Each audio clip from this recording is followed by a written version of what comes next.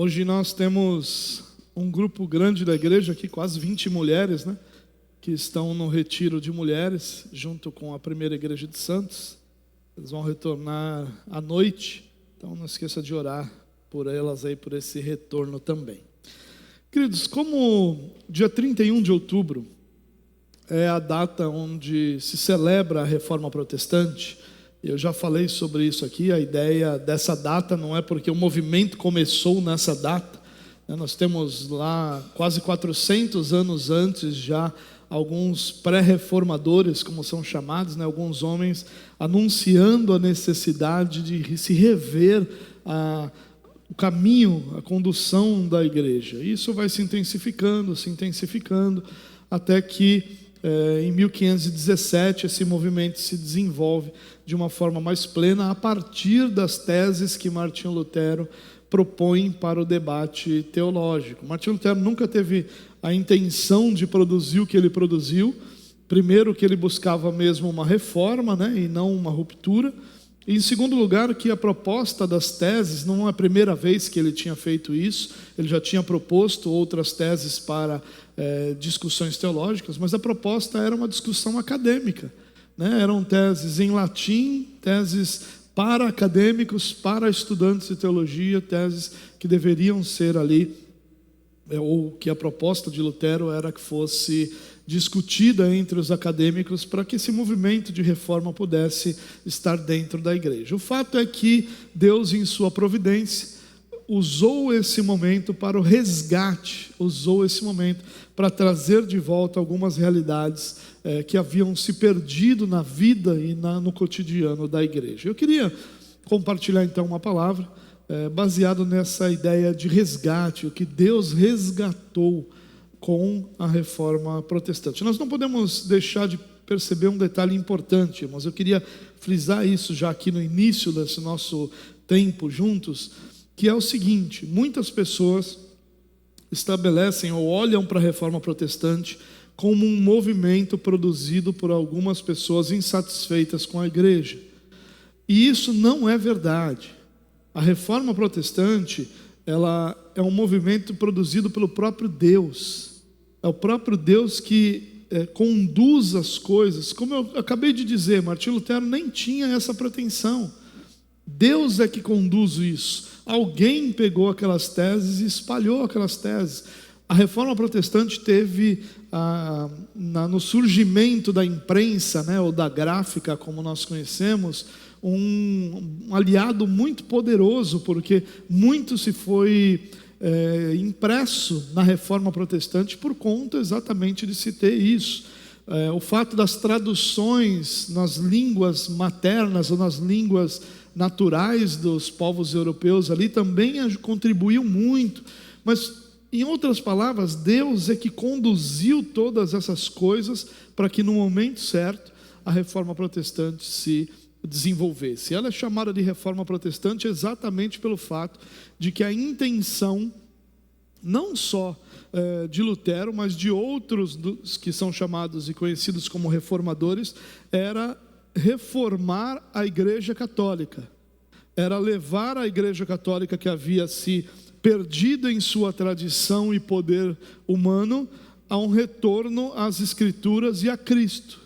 Essa era a intenção inicial dos reformadores. É claro que os reformadores de segunda geração já não tinham mais essa ilusão, né? Mas os primeiros reformadores ali e os pré-reformadores tinham essa intenção de vamos conversar, vamos resolver, vamos consertar esse negócio aqui. Não era a intenção deles abandonar a Igreja Católica ou romper com a Igreja Católica. Quem produziu esse rompimento foi a Igreja Católica, não os reformadores. Foi a Igreja Católica que excomungou todos os reformadores, matou alguns, matou muitos dos pré-reformadores.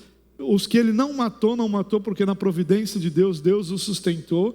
E aí veio uma segunda geração e terceira geração de reformadores que já teve uma oportunidade de trabalhar. É o caso de Calvino, por exemplo, que já teve a oportunidade de trabalhar numa cidade onde a Reforma Protestante não era alvo de morte, vamos dizer assim. Bom, eu quero usar um texto para a gente conversar sobre isso, que me me leva a uma reflexão que eu acredito que nesses dias seja importante e que com a Reforma Protestante pode nos ajudar bastante. É o texto de Gálatas, capítulo 1. Se você puder abrir sua Bíblia lá em Gálatas, capítulo 1, nós vamos ler alguns poucos versos, logo no início dessa carta que Paulo escreve à igreja da Galácia, considerada por muitos dos estudiosos a primeira carta que o apóstolo Paulo vai escrever, e por outros uma das primeiras cartas. Então ela está certamente no início do ministério do apóstolo Paulo. E ali, a partir do verso 6 até o verso 9, eu queria compartilhar esse texto com você. Olha o que a palavra diz: admiro-me de que vocês estejam abandonando tão rapidamente aquele que os chamou pela graça de Cristo para seguirem outro evangelho, que na realidade não é o evangelho. O que ocorre é que algumas pessoas estão perturbando, querendo perverter o evangelho de Cristo. Mas ainda que nós, um anjo do céu, pregue um evangelho diferente daquele que lhes pregamos, que seja amaldiçoado.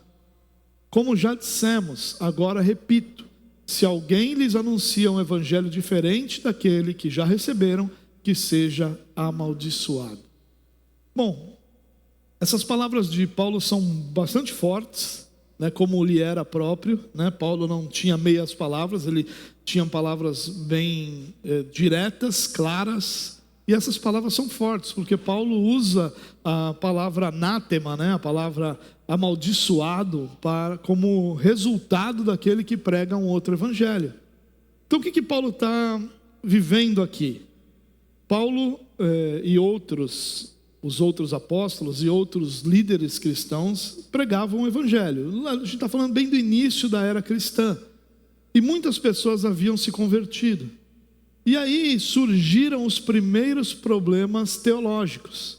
O primeiro deles é o fato de algumas pessoas que são chamadas de judaizantes pregarem que não se podia crer em Cristo, mas não se podia abandonar a lei de Moisés. Então primeiro você deveria abraçar a lei de Moisés para então abraçar a Cristo.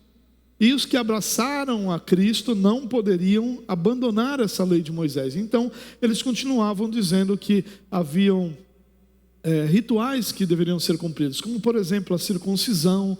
Haviam algumas restrições alimentares, como por exemplo a questão de não comer carne de porco, e outras questões que eram muito próprias dos judeus. E esse grupo então começou a ensinar isso. Esse não é o único problema, possivelmente é esse problema que Paulo está endereçando aqui, mas haviam outros problemas naquele momento. Paulo depois vai lidar, e aqui ainda era incipiente, mas ele vai lidar com o gnosticismo. O gnosticismo, de forma bem resumida, era a ideia de que por trás do texto bíblico existe uma verdade espiritual oculta. E essa verdade espiritual oculta só poderia ser compreendida e revelada por uma espécie superior, uma classe superior de pessoas espirituais. Tem algo muito parecido com a gente hoje, essa questão do gnosticismo, né? A ideia de que por trás do texto tem uma verdade não revelada e que essa revelação só é dada por algumas pessoas que têm uma espiritualidade superior.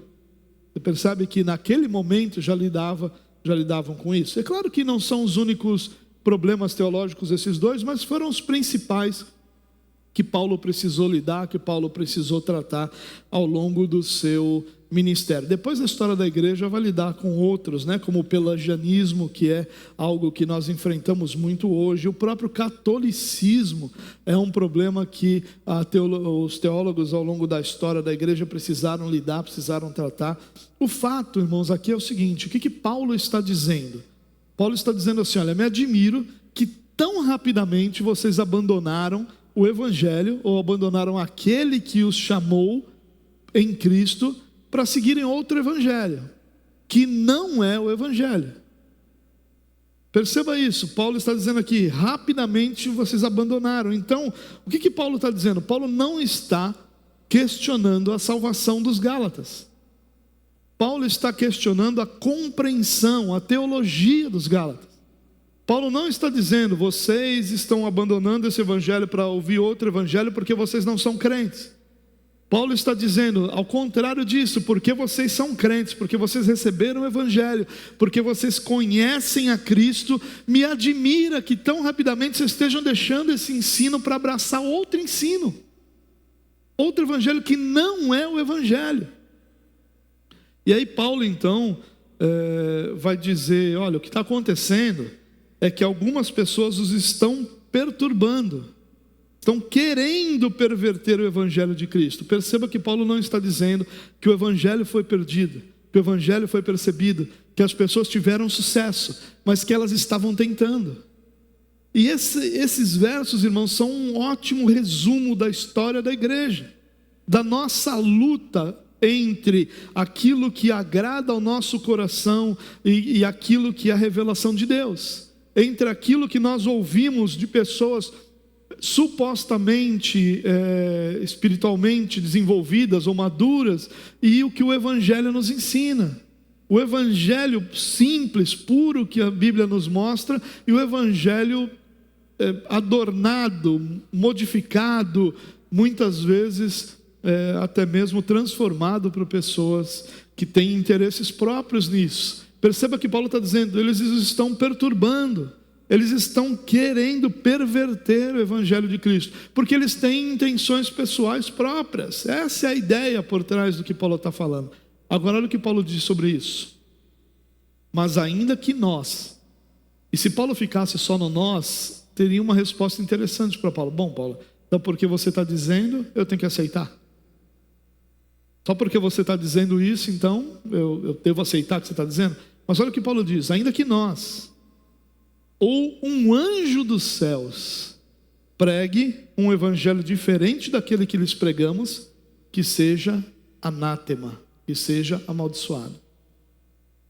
E aí Paulo reafirma isso, para ninguém achar que Paulo falou de uma forma assim espontânea, como sem pensar, e só quis ser forte em suas palavras. Ele diz, como já dissemos, agora repito, se alguém lhes anuncia um evangelho diferente daqueles que já receberam, que seja amaldiçoado. É claro que esse não é o texto que provocou a reforma protestante, porque não tem um texto que provocou a reforma protestante. Quem provocou a reforma protestante foi Deus, tentando resgatar a sua igreja. Mas esse é um texto que certamente a reforma protestante precisou olhar para ele, para perceber como é possível que uma igreja que ama a Cristo se corrompa ao ponto de que a sua teologia não seja nada daquilo que originalmente era. É possível que uma igreja que ame a Cristo seja enganada por pessoas que lutam para perverter o evangelho de Cristo. E o que Deus faz? Deus traz um resgate. Deus usa a reforma protestante para resgatar a sua igreja, para resgatar muitas realidades que haviam se perdido. E eu queria destacar aqui nessa manhã 5 resgates que Deus fez com a reforma protestante, e compartilhar um pouquinho disso com você, para que a gente possa entender um pouquinho como esse movimento tem tudo a ver conosco. Não é só um movimento na história, não é só um movimento que lá atrás nós admiramos e olhamos para ele e o imitamos, nada disso, mas é um movimento que o próprio Deus estabeleceu, do qual nós somos herdeiros. E aquilo que os reformadores lutaram para resgatar deve ser também a luta do nosso coração para manter puro, ou para manter fiel aquilo que as Escrituras ensinam. Como cristãos, meus irmãos, nós somos chamados para defender a fé que nós recebemos. Nós não fomos apenas chamados para usufruir dessa fé, nós não somos chamados para anunciá-la também, e nós somos chamados para defendê-la também. Então isso faz parte da nossa natureza cristã. Nós fomos chamados para defender a fé que uma vez nós recebemos. E eu queria então compartilhar um pouquinho do que a reforma protestante resgatou, para a gente perceber e pensar como muitas vezes esses são os pontos fundamentais que facilmente nós nos perdemos ao longo da história. Em primeiro lugar, a Reforma Protestante resgatou o culto. Aqui não há uma sequência lógica, aqui não há uma sequência cronológica, não. Simplesmente eu estou apresentando 5 resgates. O primeiro que eu queria apresentar é esse: o resgate do culto. O culto da igreja cristã da época da Reforma Protestante, no início do século XVI, ele era um culto que não servia em absolutamente nada para a espiritualidade das pessoas. Ele era um culto cheio de pompa, cheio de rituais, estabelecido, cheio de elementos simbólicos, um linguajar incompreensível, porque a missa era realizada em latim, era completamente distante das pessoas. Os elementos do culto bíblico foram resgatados: orações, salmos ou músicas, e pregação. É na época da reforma que o culto simples, como ele é biblicamente, é resgatado. Nada mais de vestes especiais, nada mais de adornos especiais, nada mais de uma linguagem diferente da língua cotidiana do povo, nada mais de rituais que faziam com que o povo tivesse sua consciência acalmada, mas que não produziam espiritualidade alguma, nada disso. O culto agora só vai ter 3 elementos: orações, canções e pregações. Palavra pregada, cantada e orada. Se fala com Deus, se canta a Deus e se ouve Deus. Só isso. E aí, o maior detalhe disso foi o resgate da pregação. A pregação, ela é resgatada. Quem ouvia pregações naquela época? Só os acadêmicos. E que não eram exatamente pregações, eram estudos bíblicos, mas era o que se tinha de mais parecido com a pregação. Porque nos cultos ou nas missas que se existiam, que se realizavam naquele momento, tudo que tinha era simplesmente o latim sendo falado e uma homilia que era estabelecida e ninguém compreendia, ou pouquíssimas pessoas compreendiam. Então os únicos que usufruíam desse momento eram os acadêmicos, ou aqueles que, mais abastados, falavam latim. E era um grupo que não era grande, era um grupo pequeno, mas a pregação na língua do povo, e não mais em latim, ela é restabelecida. E esse é o grande trunfo da Reforma Protestante. Tudo acontece a partir da pregação, porque agora o povo sabe, agora o povo conhece, agora o povo entende. E o povo não mais perece por falta de conhecimento, mas o povo agora sabe. Olha que interessante que Lutero falou: em cada culto, uma passagem da Escritura deve ser lida e então interpretada. Isso deve ser seguido pela oração, nos salmos e outras orações. Pronto, para Lutero está aí o culto. É uma palavra ensinada que ensine ao povo como viver diante de Deus. Olha o que Calvino falou. Calvino já é um reformador de 2ª geração, Ele já vem, ainda que ele seja contemporâneo de Lutero, Ele já vem numa realidade um pouco diferente da de Lutero. Quando o evangelho é pregado em nome de Deus, isto é como se ele mesmo falasse em sua própria pessoa. Calvino tinha essa compreensão e essa fé tão profunda de que, ao ouvir uma pregação, o cristão estava ouvindo Deus falar.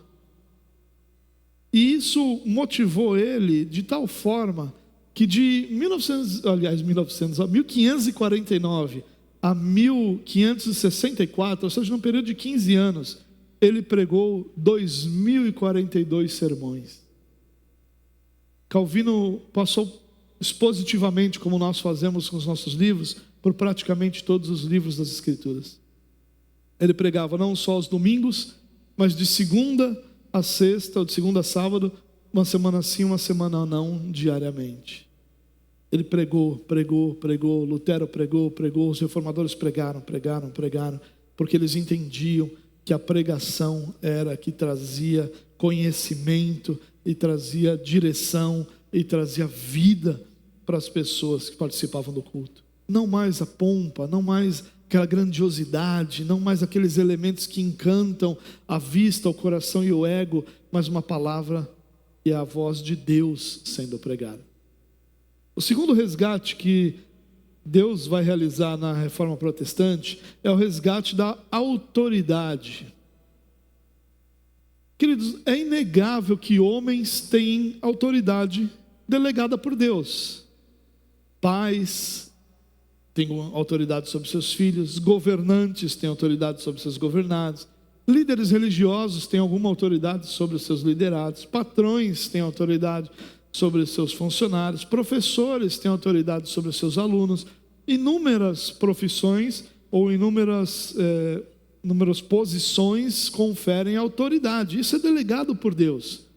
Não tem nenhum problema com relação a isso. Isso é aceito por todo mundo. Aliás, há algumas instruções bíblicas que nos levam a entender essa autoridade como um governo de Deus. Só que isso foi levado a um nível de que essas autoridades religiosas, e isso faz muito parte dos nossos dias também, de que essas autoridades religiosas eram superiores ao povo de Deus. Tanto que naquela época se entendia que existia o religioso e o resto das pessoas que trabalhavam para sobreviver, e cujos trabalhos não tinham nenhum tipo de dignidade, ou de grandeza, ou de honra ou glória a Deus. E a reforma vai resgatar isso, dizendo que todo trabalhador tem em seu trabalho um ministério de honrar a Deus, que o seu trabalho, seja ele qual for, sendo um trabalho honesto, seja um trabalho que não confronte as verdades de Deus, ele vai ser sempre um trabalho que vai glorificar o seu Senhor. Isso é feito na reforma. Só que essa autoridade concedia ao clero, aquele grupo religioso, uma autoridade tão grande, a ponto de que ao longo da história muitos reis foram destronados pelo poder dos papas. Muitas localidades eram governadas basicamente pelos bispos. Muitos locais tinham na autoridade, na figura do padre ou na figura do bispo, a autoridade sobre a cidade. Isso era algo muito comum. E o que Deus vem fazer na Reforma Protestante? Dizer, olha, existem autoridades, essas autoridades são estabelecidas por mim, isso está correto, mas nenhuma dessas autoridades deve ser autoridade sobre a nossa vida superior à palavra de Deus. A palavra de Deus é a autoridade máxima, a autoridade maior em nossa vida. Nada em nossa vida pode ter a última palavra no que quer que seja, senão as Escrituras. Mas e aquele ponto onde as Escrituras não ensinam? Mesmo nesses pontos, os princípios por ela apresentados podem nos capacitar a decidir de acordo com a vontade de Deus. Mesmo que ela não mencione especificamente uma determinada realidade, mas os princípios de tomadas de decisões podem nos conduzir à vontade de Deus, mesmo naquilo que as Escrituras nos ensinam. É isso que os reformadores ensinavam. As Escrituras são palavra viva de Deus para o seu povo.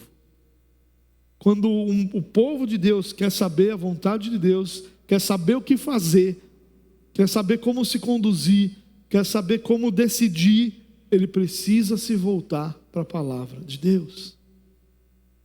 As autoridades religiosas, irmãos, elas podem ter um lugar de estima.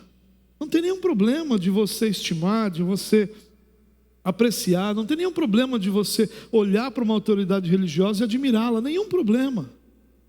Mas elas nunca podem ter o poder que só pertence às Escrituras. Essas autoridades religiosas nunca podem dizer, nunca podem controlar, nunca podem dirigir a vida das pessoas de acordo com suas visões particulares. Isso não pode ser aceito. E esse era um dos grandes problemas da Reforma Protestante. O problema de que o Papa tinha uma autoridade superior à do próprio Cristo. Era uma autoridade superior das próprias Escrituras. Como nós vemos muitos hoje, e normalmente esses camaradas gostam de se intitular apóstolos, né? Porque se for só pastor, né? Pastor é qualquer um, né? Então você é apóstolo. E esses camaradas que gostam desse título de apóstolo, eles gostam também da autoridade apostólica. Eles gostam de se conduzir como se fossem os apóstolos originais, aqueles que falam em nome de Deus, e que falam sobre o que Deus não falou, como se Deus tivesse falado, e que conduzem a vida das pessoas como se essas pessoas fossem autoridades maiores na vida do povo, e não é. Ninguém é autoridade maior em nossa vida do que as Escrituras. Isso não nos impede de nós buscarmos aconselhamento, isso não nos impede de nós buscarmos uma conversa com alguém que possa nos apoiar, a experiência de outras pessoas, não impede, mas nada disso pode ser superior à autoridade que só as Escrituras têm. É por isso, irmãos, que nós precisamos olhar com muito cuidado para essa questão de revelações que vêm de Deus. Porque normalmente essas pessoas que se dizem ter revelações que vieram do Senhor, normalmente elas têm uma agenda própria. E normalmente elas têm uma visão muito particular sobre aquela realidade. E eles querem conduzir outras para aquela visão. E tanto que eles falam muito sobre visão, seguir na visão, estar na visão, pertencer à visão, caminhar na visão. Eles falam muito sobre isso, porque isso nada mais é do que uma forma de controle, de governo, de manipulação. Muitas pessoas hoje buscam gurus espirituais, pessoas que dizem para ela o que fazer o tempo todo. E uma pessoa que é boa em aconselhamento, irmãos, uma pessoa que é madura para aconselhar, a resposta dela não é faça isso ou faça aquilo. A resposta dela é conduzir a pessoa a compreender qual é a melhor decisão para ela. Compreender o que Deus falou sobre aquele assunto, quais são os princípios envolvidos, para que ela possa tomar uma decisão acertada. Nós não precisamos de gurus, irmãos. Nós não precisamos de gurus. Quando Cristo vem, Cristo elimina uma realidade que talvez fosse a melhor realidade religiosa que já existiu, o sacerdócio de Israel, onde existiam sacerdotes de tempo integral para cuidar do povo, pessoas de tempo integral estudando as Escrituras para ensinar a lei ao povo, sacerdotes ministrando diante de Deus em favor do povo o tempo todo, dia e noite, continuamente. Esse é o modelo mais perfeito de religiosidade que já existiu. E em Cristo, esse modelo é relegado a uma inutilidade.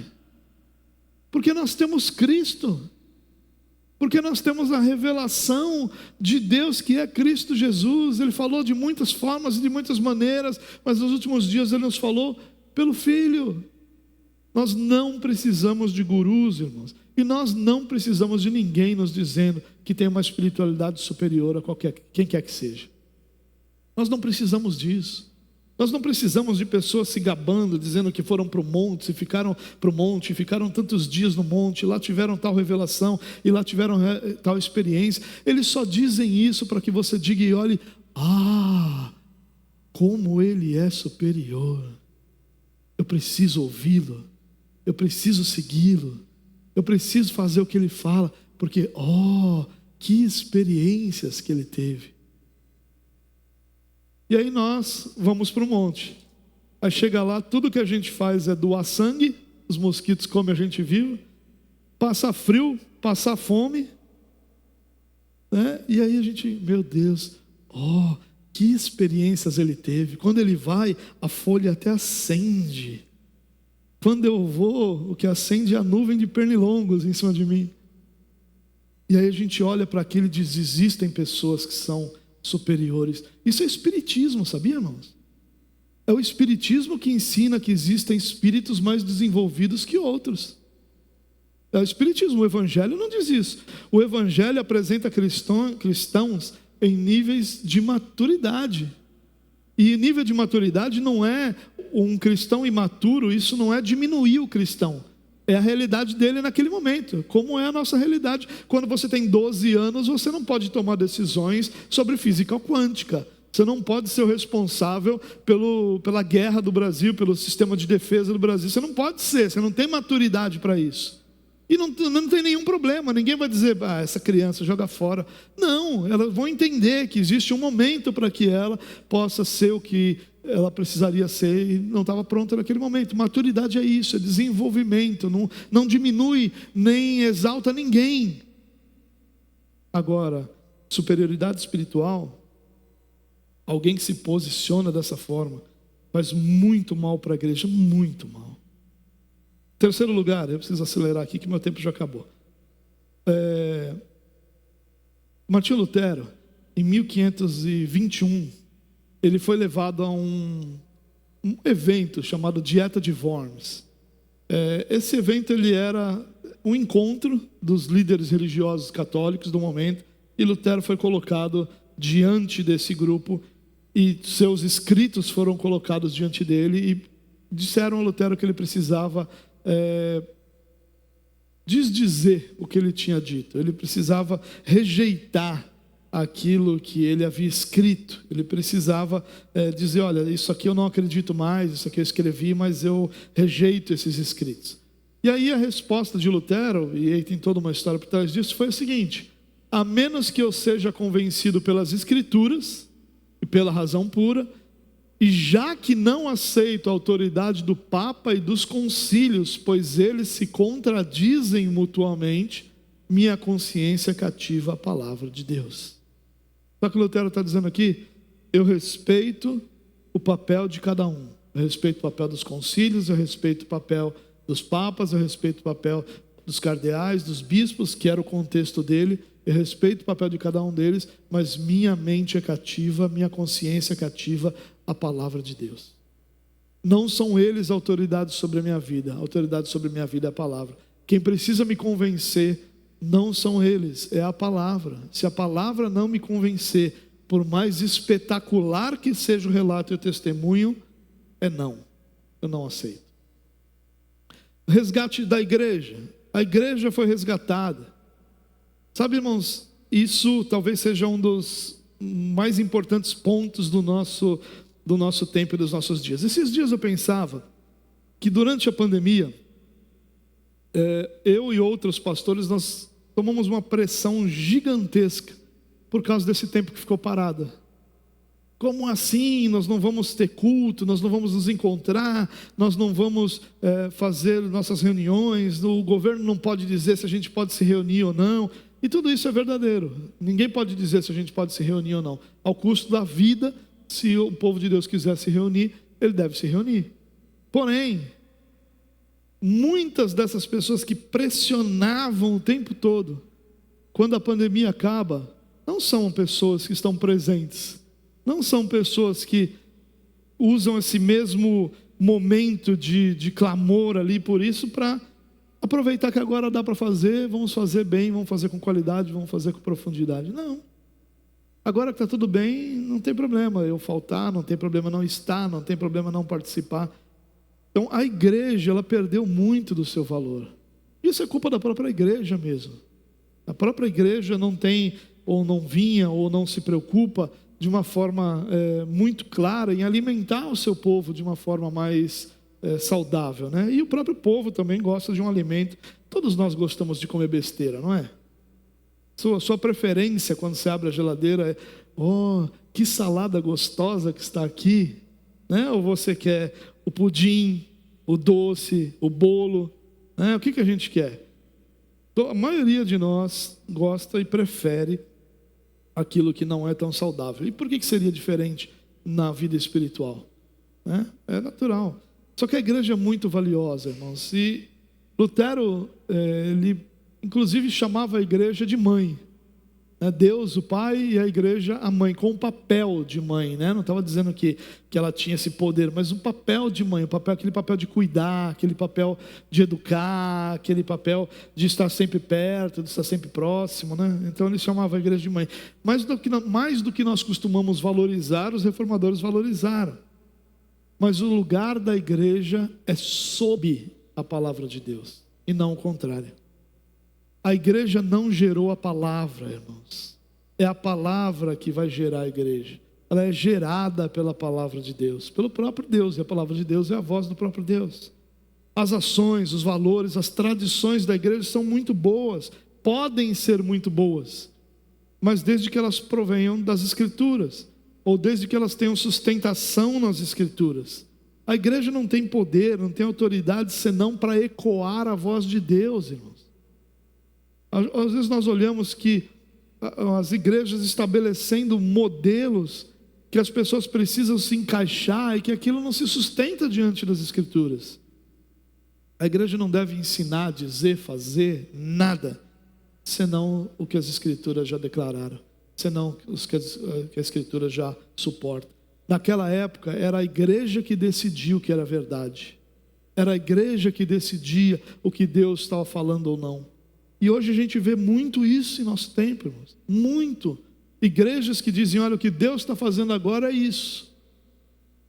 Eu acho interessante que durante a pandemia todos esses profetas sumiram. Estavam todos trancados em casa com medo de morrer de Covid. Todos eles. Eu não encontrei nenhum deles na rua. Eu não vi nenhum deles nos hospitais. Eu não vi nenhum deles nos velórios ressuscitando ninguém. Nenhum deles. Todos eles estavam trancadinhos em casa, nos seus quartos, fazendo seus stories e buscando pessoas na internet. Só. Por quê? Porque é tudo que eles podem fazer. Porque não são pessoas que são poderosas, irmãos. É a palavra de Deus que é poderosa. É Deus quem é poderoso. E a igreja fica ensinando aquilo que a palavra não ensina. Quando a prova vem, aquilo não se sustenta. É o caso desse pessoal da cura. Onde estava esse pessoal da cura na pandemia? Agora eles já estão tudo saindo de novo, né? Está tudo aí aparecendo de novo. No final da pandemia parecia que o movimento pentecostal tinha diminuído. Rapaz, um baque que eles sofreram agora vai diminuir isso. Já estão tudo ali botando as asinhas de fora de novo. E o povo já esqueceu. Passou 4 anos, que é o tempo de uma eleição, o povo já esqueceu, irmão. E é o que está acontecendo. Estão todos ali botando a asinha de fora de novo, começando a revelar de novo, já voltou de novo o papo, porque o que era o grande avivamento? Era o Brasil. O Brasil vai ser o palco do grande avivamento. Aí vem a pandemia, acabou, nem esquece, bota para baixo deixa para lá. Agora já está aí de novo, o mesmo assunto. Então cuidado, irmão. A igreja sim é uma bênção, ela é importante, mas somente se ela ecoar a voz de Deus. Senão ela é um fardo, senão ela é uma prisão, senão ela é algo muito ruim para aqueles que dela pertencem. Penúltimo lugar, foi o resgate da piedade. A igreja da época da reforma não tinha devoção, ela tinha religiosidade. Ela fazia o que tinha que fazer, ela pagava para o camarada não ir para o inferno, pagava para o camarada ficar menos tempo no purgatório, pagava para fazer as missas, até hoje pagam, né? Pagava para tudo. E se fazia uma série de rituais. A missa era considerada um sacrifício diário do cristão. O cristão tinha que fazer esse sacrifício diário.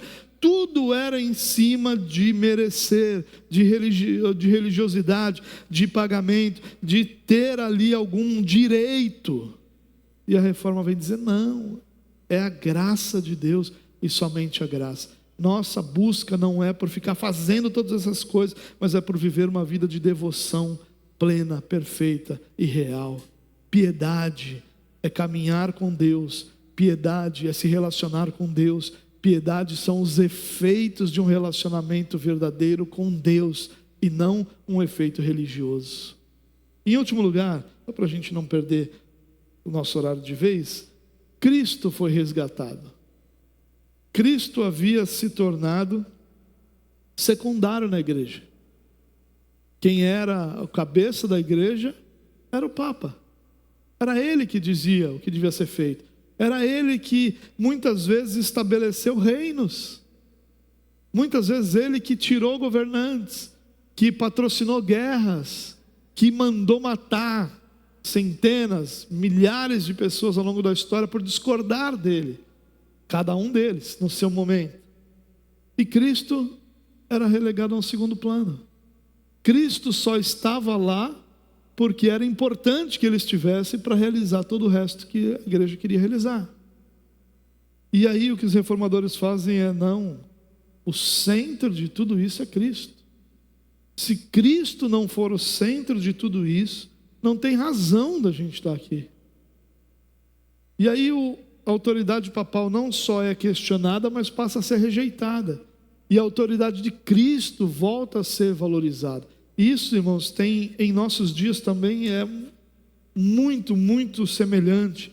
Como Cristo tem sido relegado a um papel de servo, a um papel de alguém que realiza vontades, de alguém que realiza sonhos, de alguém que faz com que todas as coisas que eu quero se tornem realidade, de alguém que cumpre promessas que nem ele mesmo fez, eu que imaginei que ele fizesse, e ele precisa então cumprir.